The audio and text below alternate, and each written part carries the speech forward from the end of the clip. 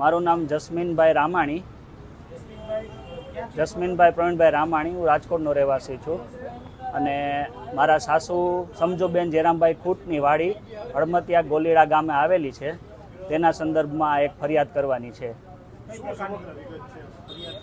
હવે મારા સસરા દોઢ વર્ષ પહેલાં એક્સપાયર્ડ થઈ ગયા.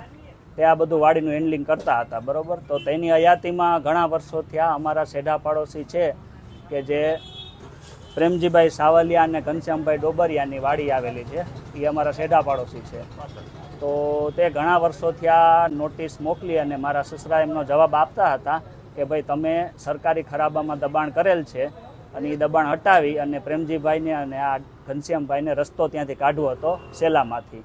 એટલે એના માટે એ ઘણા વર્ષોથી આ નોટિસ મોકલતા હતા. તો એનો જવાબ મારા સસરા હયાત હતા ત્યાં સુધી એને જવાબ આપેલો અને એમની સામે કાનૂની કાર્યવાહી કરતા હતા.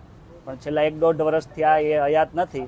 તો હવે એમની નોટિસનો જવાબ કોઈ આપવાવાળું હતું નહીં. તો આ લોકોએ એનો લાભ લઈ અને અમને જાણ કર્યા વગર મામલતદારમાંથી ગમે હક મેળવી અને અમારી ફેન્સિંગ તોડાવી અને ત્યાં રસ્તો બનાવવાનું કામ ચાલુ કરી દીધું છે, સેલો દબાવીને.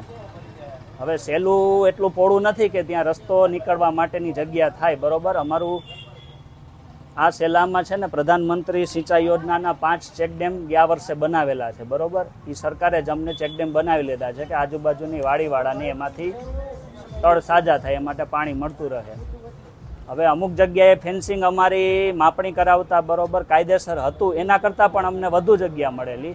અને અમુક જગ્યાએ અમારે થોડું ઘણું 2-4 ફૂટ દબાણ હતું, તો એ તો અમે દૂર કરી નાખેલું, બરાબર.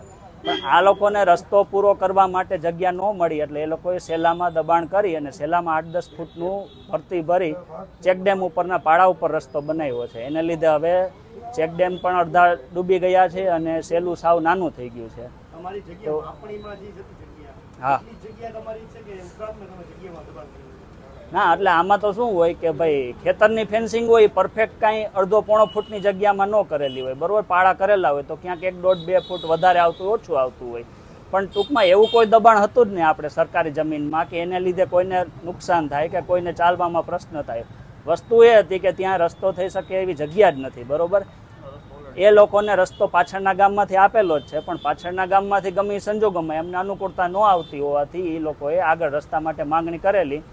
પણ એ માટે કોઈ એમને હક મળેલ નથી કે કોઈ એવો પ્રોપર કાગળ એમની પાસે નથી કે ત્યાં રસ્તો એ લોકો કરી શકે. હવે અમને જ્યારે ફેન્સિંગ તોડવા મામલતદારને એ લોકો ઓફિસમાંથી આવેલા ત્યારે અમને જાણ કરેલી, પણ અમે પહોંચ્યા ત્યાં સુધીમાં અમારી સહી કર્યા વગર બધી કાર્યવાહી કરી ફેન્સિંગ બધું જેસીબીથી તોડી નાખ્યું. અને ત્યાર પછી અમે જ્યારે પહોંચ્યા ત્યારે તો એ લોકો અમને સામા રસ્તામાં મળ્યા એટલે અમે કાંઈ એનો કાર્યવાહીનો જવાબ આપી શક્યા નથી, અમારી સહી લીધેલ નથી. હવે એ ઉપરાંત જે સેલામાં એ લોકોએ રસ્તો બનાવ્યો એને લીધે સેલું હવે અડધું પણ નથી રહ્યું. અમુક જગ્યાએ તો ખાલી બહુ ઓછી જગ્યામાં હવે સેલું છે એટલે પાણી એમાં સમાઈ શકે એવું નથી. એટલે આજુબાજુના ખેતરને પણ એનાથી આ ચોમાસામાં ભારે નુકસાન થઈ શકે એવું છે. પાણી બધું સેલાનું એમના ખેતરમાં જાય છે એવું થઈ શકે. એટલે હવે માંગ તો એ જ છે કે અમે અમારી કોઈ પણ 1 ઇંચે જગ્યા છે ને ખોટી રીતે દબાયેલ નથી, પણ આ જે રસ્તો બનાવવાને લીધે સેલામાં દબાણ થયું છે ને એ સેલું વાપરવાનું, એ દબાણ દૂર કરવાનું. કારણ કે સેલું તો બધાના ઉપયોગ માટે હોય, પાણીને બધા ખેતરનો નિકાલ સેલામાં થતો હોય અને એમાં પાણી ચેકડેમમાં ભરેલું રહે તો એનાથી બધાના તળ સાજા થતા હોય. તો એમાં જે માટીનું એ લોકોએ ભરી અને રસ્તામાં જે બધી ભરતી ભરેલ છે એ ભરતી દૂર કરી અને બધાને ઉપયોગ થાય એ રીતે ચેકડેમ પાછા હતા એ પોઝિશનમાં કરી શકે. હવે રસ્તો કાઢવાનો પ્રશ્ન જ છે, તો જ્યાં જગ્યા જ નથી ત્યાં રસ્તો કાઢીને એ લોકોને કાંઈ ઉપયોગમાં આવવાનો નથી. કારણ કે અમુક જગ્યાએ તો રસ્તો એટલો સાંકડો છે કે ત્યાંથી વાહન પસાર ન થઈ શકે, એના માટે સેલું દબાવીને રસ્તો પહોળો કર્યો છે. તો હતી પરિસ્થિતિમાં જે સરકારની જમીન સરકારને આપી દે, એના ઉપર પ્રાઇવેટ રસ્તો કરવાનો કોઈ હક નથી અમને. અને સરકાર જો આના માટે કાયદેસર એ લોકો લેટર અમને બતાવે કે ભાઈ સરકારે અમને મામલતદારે કીધેલું છે રસ્તો બનાવી દો, તો કોઈને તકલીફ નથી. આજુબાજુ ખાડા ખેતરને પણ તો કાંઈ વાંધો નથી. પણ આવો કોઈ હુકમ આપણી સરકારી કચેરીમાંથી ક્યાંયથી મળેલ નથી અને જો મળેલ હોય તો અમને બતાવેલ નથી.